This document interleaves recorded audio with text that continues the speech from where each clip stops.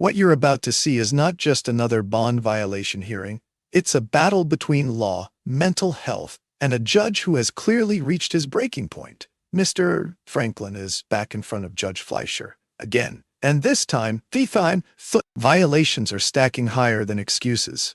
But here's the real tension. Is Franklin a dangerous repeat offender who ignores the law, or a man trapped in a cycle of illness and bad luck? Stay tuned, because this hearing forces us all to ask, where does accountability end, and where does compassion begin? There are some people in this life, Shaisa is always happening to them for some reason. Always. This, that, this. It's always happening. It's always happening. This is Mr. Ladon. No, Mr. Franklin.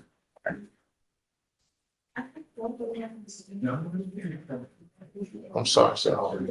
After all that we've gone through, gone through trying the this, the that, and now you've picked up an aggravated assault with a deadly weapon. Part of your bond condition, you had several. You're not to be in possession of any weapons. You have a GPS monitor, and you're not to go within a certain boundary of the complaining witness in this case. It has now come to my attention through pretrial services that you have bond violations. Specifically, Mr. Franklin has not been compliant with his conditions of bond. Client has failed to not have contact with a prohibited person or visiting a restricted location. Client was ordered by the court not to go within 500 feet of the Northwood Drive apartment in Baytown. On 2/25, client received a victim exclusion zone alert at 10:22 a.m. The victim exclusion zone was cleared at 10:28 a.m. In fact, what I've been told by pretrial is that we have 1, 2, 3, 4, 5, 6, 7, 8, 9, 10, 11, 12, 13, 14, 15 instant. If I can interject, Judge, I think that's all in a 6-minute window.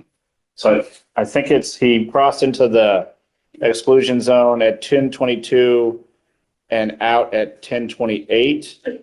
And so I could proffer to the court what was given to me from pretrial. Not that I'm admitting.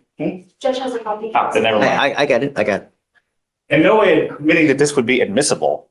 And looking at what pretrial provided, it looks like he walked about 1,000, maybe 1,500 feet in about a 6-minute window through the exclusion zone. This Some moment random may person's seem window was small. broken, and The somehow my GPS client alert, got a 6-minute charged walk with it through a when no one restricted saw or zone.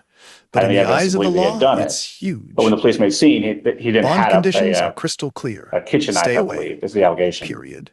I will say Yet, that the new case, Franklin it was argues no it PC, wasn't but there's contact. also no Just evidence. passing There's no through, the office defense report, seizes there's on no this, videos, pushing the because it's a idea week that old. no Because testimony, no it's because they admissible didn't go evidence get means anything no because I know case. PC'd it. Well, But that's think part about of it. It's also Baytown. If a Baytown. protective zone But the problem exists to is shield that a we victim continue from to have fear, issues with does Mr. it matter Franklin. whether he waved, So stared, Mr. or Franklin just is going to drove have by? issues To on the bond or court, not, Your Honor. sometimes proximity His itself mental illness is is quite power. severe. What do He's you think? received hospitalizations in the past. Does His orange intent sheet matter, or is is right at crossing a the page, if line not already over. too far? And so while it says contact, there's no alleged contact with any person. It's just, I know, but it's the way it's written. How do we know?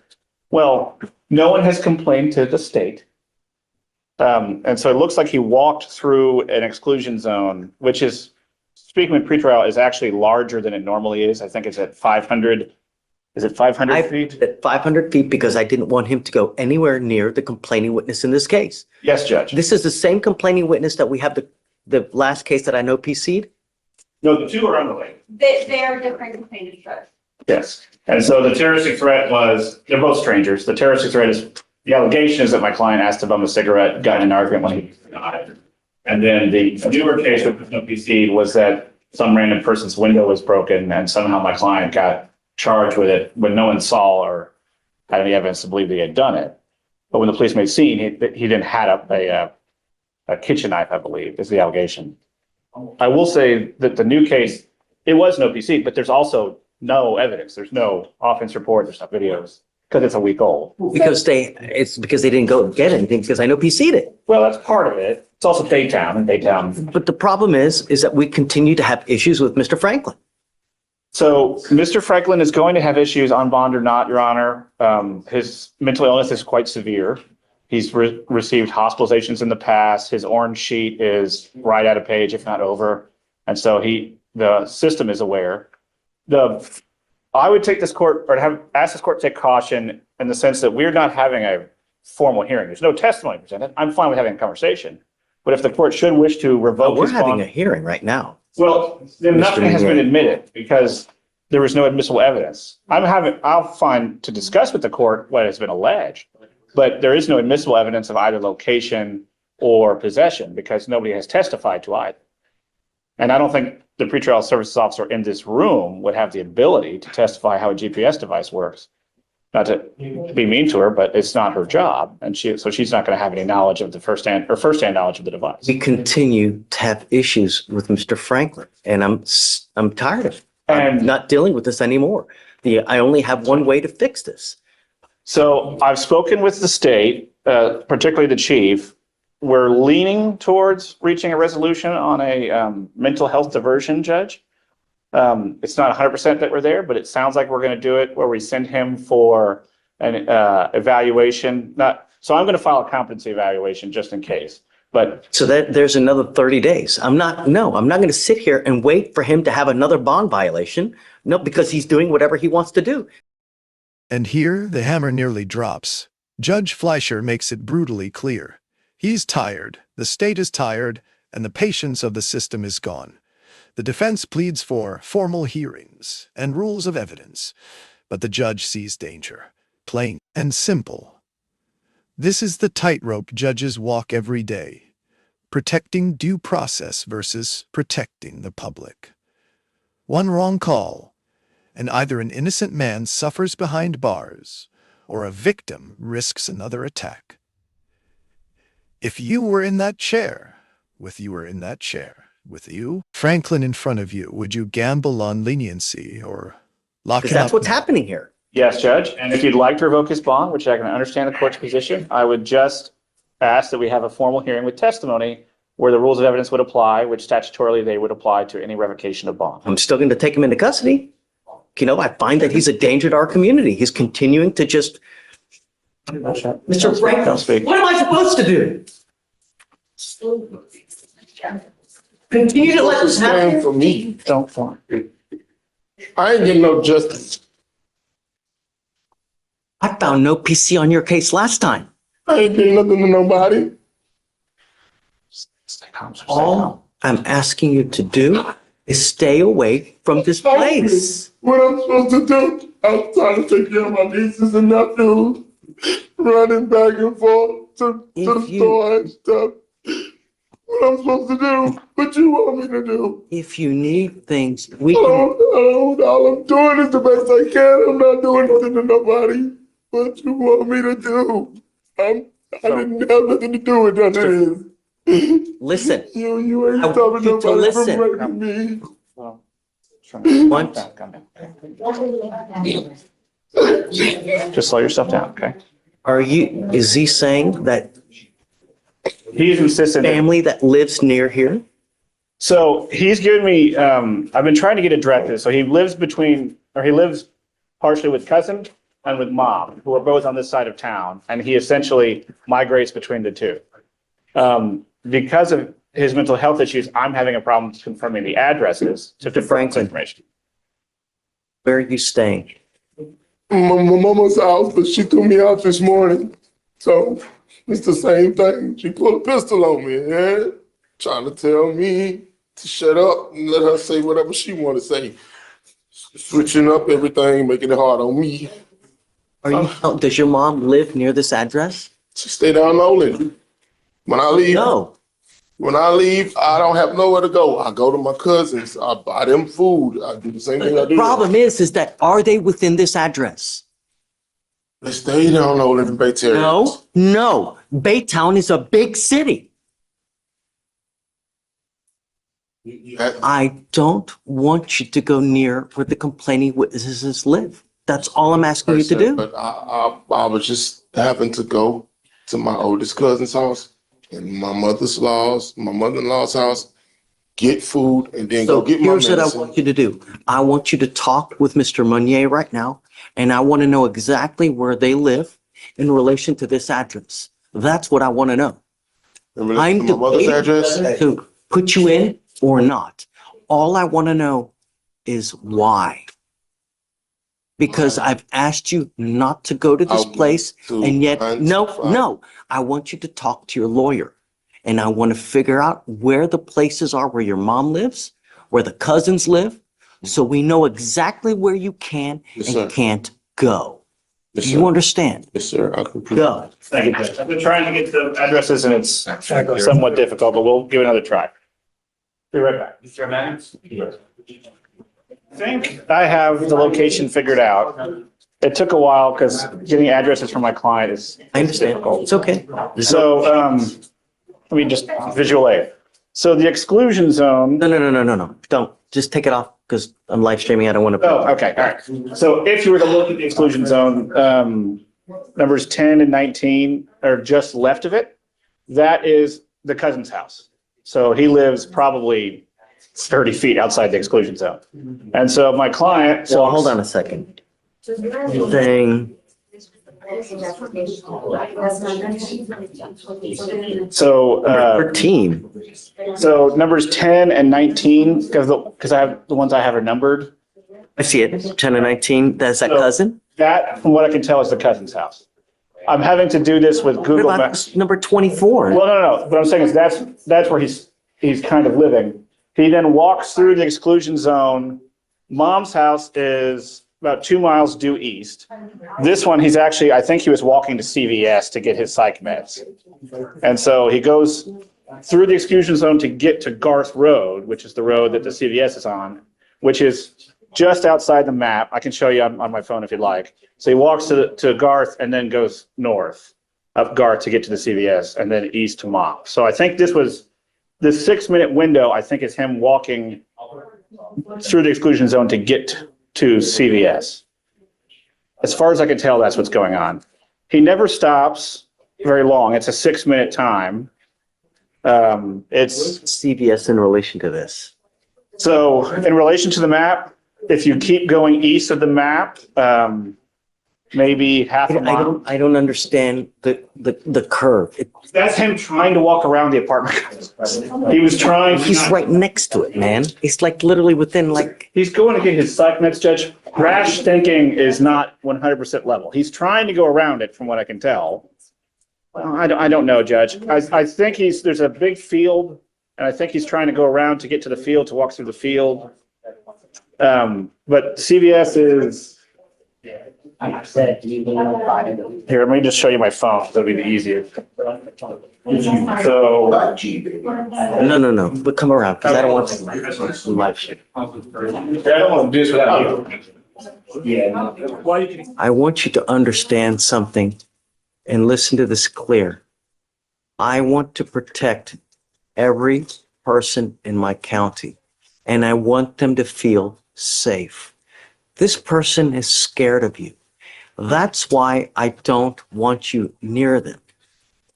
Do you understand, Mr. Franklin? All I'm asking you to do is stay away because I don't want you to accidentally bump into them on the street. You guys exchange words and then it goes absolutely haywire. That's what I'm trying to prevent. Do you understand? It's not to be mean to you. It's not to take away this. I'm a nice person. I don't like to put people in jail. But if you're going to be a problem and you're going to scare my city, I've got a problem with that and I'm not going to take it. You understand? So CVS, where you're trying to get to on that map, is nowhere near where this person lives. Your cousin lives outside of the area of the zone of exclusion. Look at me. Mr. Franklin, there's no reason for you to go near where this person lives. You need to find another way. I'm not going to do this with you again. Do you understand? I'm trying to be nice to you now, And I'm trying to warn you that I don't want you to go near anywhere where they live. If you need help, Nathan can help you out. If you need a place to stay, we can find you a place. If you need eat food, if you need a job, we have resources we can give you. All you have to do is ask. But He can't give you a job. He can tell you where to go to try to find you. but I want everyone to feel safe. Do you understand? That's all I want. Oh my God. Like I want you to feel safe. That's it. This is where Judge Fleischer's humanity cuts through the legal jargon. Listen carefully. I don't want you to bump into them and it goes haywire. That's not cold legalese. That's fear, compassion, and frustration all tangled together.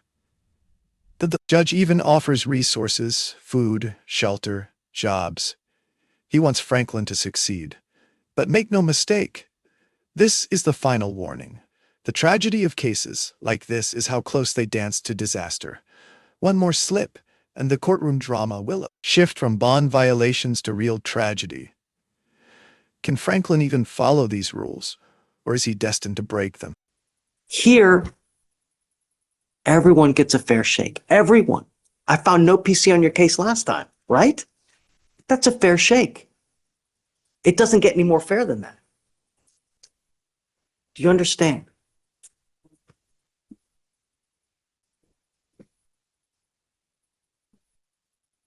Mr. Franklin, I'm well within my right now to put you in custody. I'm not going to, but I want you to understand that I'm not going to do this again. You understand? I'm not asking much. Okay? All right. Thank you, Judge. So just please I make try to. a path for him to go around so Um, that there are no more issues. Your Honor, I was going to see if we could shave some of the, I think it's 500 feet, and the cousin lives just outside, and it looks like GPS is giving some false positives. I was going to see if we could lower it to 400 instead of 500. The dean was for the cluster in the center, that would be 200. The same would be a. Okay. All right, hold on a second. Are you saying that the circle is within 200? So that circle's within 500, but it was originally at 200. And so he was deemed to be within 200 feet. But these right here are Yeah, not, so that's gonna be outside of it. So he's not being deemed for those. They show all the points that is being used, yep, but that's not a violation. okay, then, all right. It's, I have a caution because it's right outside the zone, but it sounds like it will be okay.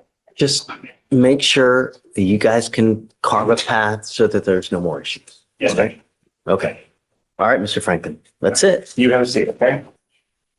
Don't talk about the case, Mr. He's the Franklin. prosecutor. The only thing is, I cannot express my disappointment. I really thought that you and I were like reaching together. We are. We were, and we really are. My family's working against me. They trying to take my SSI check and stuff. I haven't done anything. This is my 35th year. I haven't done nothing. So look, I don't even know what happened. I want to know. So he picked up an Agasolid then. What happened? Please, just don't say anything, please. I just want to know what happened, or why they're saying what happened.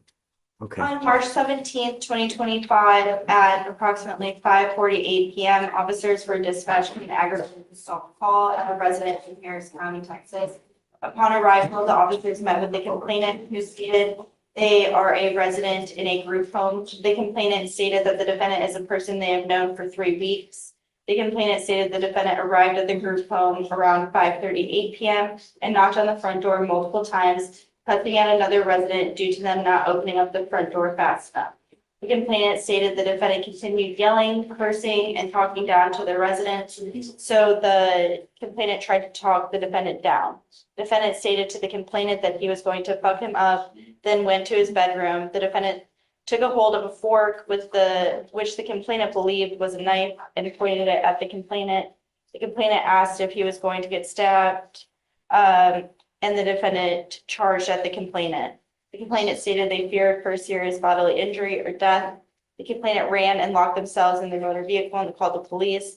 While waiting for the police in the vehicle, the defendant was still threatening to kill the complainant and was kicking the vehicle.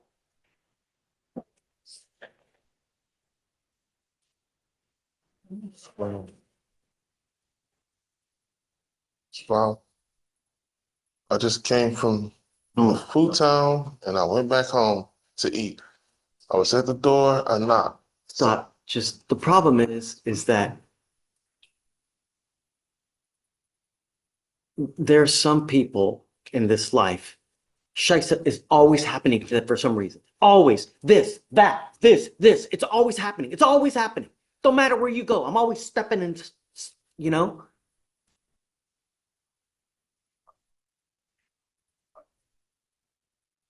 I'm not a violent person.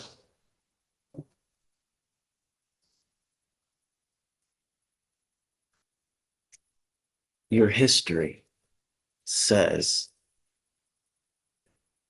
No, I'm not a violent person. I'm an SSI patient. I've been dealing with this stuff all my life. Soon as they get my name the only to thing, use my social, the only thing I'm going to say is that, you know, it's time to do some deep reflection. You know, it really is time.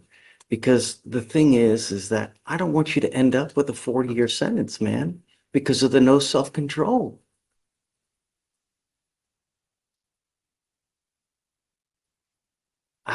I really thought we had something.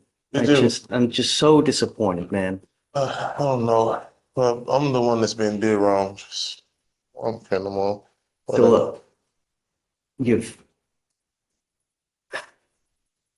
I got to revoke your bond, man. I don't So know why. Because you picked up a felony. I'm doing everything I can do. It's people out there doing hate cases, hate crimes, all towards people like me. All I'm trying to do is just get my home back. They took it from me. Everything. Because stuff is happening against me. I'm not assaulting people. I never assault people. you know, the problem is that while this case is open, we can't do anything in here anyways. You know, what I'd like to do is, you know, have you evaluated to see how we go forward because I just don't know. A lot of this stuff Can't was do it. already false. This all of this stuff is false. So it's me. We're gonna have to wait for it to play out. I hope. I hope, Mr. Franklin, but I don't know. Well, I gotta wait to see the evidence and see what Why y'all happens. can't just send me to a psych ward unit or something while all of this is going on? First, I have to have you evaluated, but I can't do that until the felonies are This is worked not making out. no sense. This is my 35th year, and I have to keep dealing with this stuff.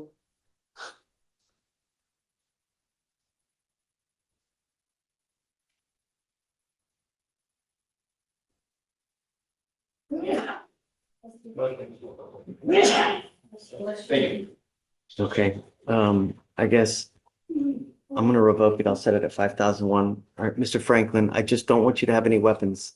And there it is. The bond revoked, set at $50,001. The courtroom's hope for redemption clashes against the reality of repeated violations and new felony charges. Judge Fleischer, visibly disappointed, reminds Franklin that this could spiral into decades behind bars if he can't control himself. But here's the haunting question.